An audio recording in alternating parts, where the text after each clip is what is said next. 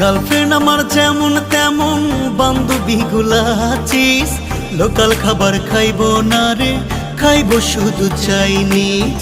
Shopping করে পার্লারে যায় আরো কত কি, না পাইয়া খাইছে বেডি পান্তা ভাতে ঘি। গার্লফ্রেন্ড আমার যেমন তেমন বান্ধবী গুলা চিজ লোকাল খাবার খাইবো না রে, খাইবো শুধু চাইনিজ। শপিং করে পার্লারে যায় আরো কত কি, না পাইয়া খাইছে বেডি পান্তা ভাতে ঘি।